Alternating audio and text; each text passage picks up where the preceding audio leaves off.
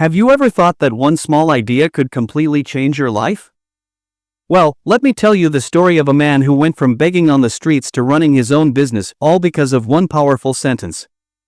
Once, in a busy railway station full of noise, people, and announcements, there lived a beggar.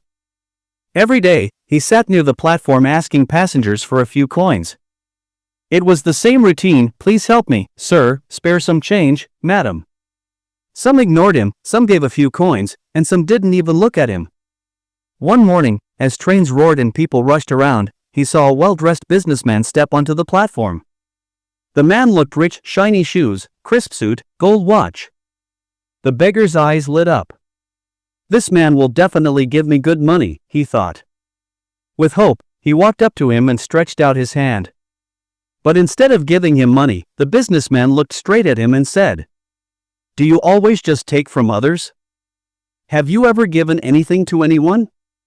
The beggar froze. No one had ever asked him that before. He stammered, "Sir, I'm just a beggar. I survive by asking. I have nothing to give."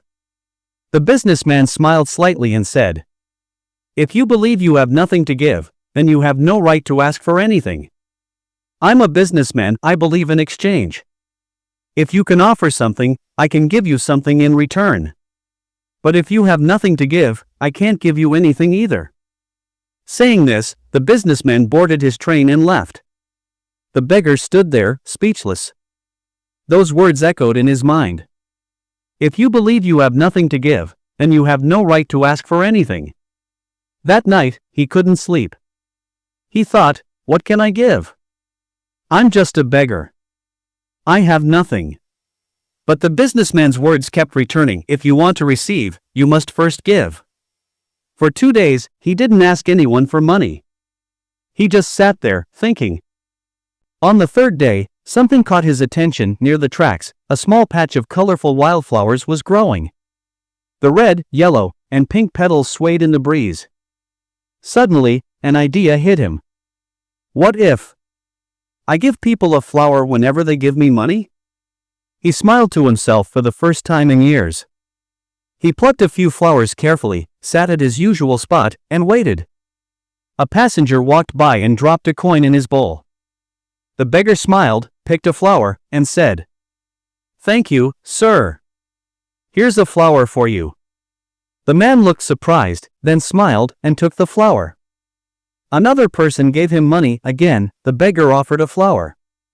This time, the person even said, "That's sweet of you." For the first time, people weren't just giving him money, they were smiling. Over the next few days, something strange happened. More and more people began giving him money. Some came looking for him, not out of pity, but because they liked the small gesture. And he noticed something: when he ran out of flowers, people gave less. He realized, so it's true, people like to receive something in return. Weeks passed. One day, he saw the same businessman again, sitting in a train window. Excited, the beggar ran over and said, "Sir, today I have something to give you. If you give me money, I'll give you flowers in return." The businessman smiled proudly, handed him some cash, and accepted the flowers. He said, "You've understood the value of exchange. Today, you're no longer a beggar, you're a businessman." The train left, and the beggar stood there, smiling. But then he thought deeply, am I really a businessman now? That question changed everything. He realized, people aren't giving me money out of pity anymore. They're buying my flowers. I'm not a beggar. I'm a trader. That night, he made a bold decision: he would never beg again. The next morning, he used the few coins he had saved to buy more flowers from a nearby market. He began selling them at the station. He smiled, greeted people, and handed out flowers, and people kept buying. Days turned into weeks. His small stall became a little shop. The same people who once ignored him now greeted him warmly. He had a purpose. 6 months later, at the same railway station, 2 well-dressed men met. One of them looked at the other and said, "Do I know you? You look familiar." The other man smiled and replied, "Yes, sir. We've met twice before." Once, you refused to give me money. The next time, you bought flowers from me. The businessman's eyes widened. Wait, you were that beggar? The man laughed softly. Yes, that was me. But not anymore. I now run a flower business. I'm traveling to expand it. The businessman was amazed. That's incredible.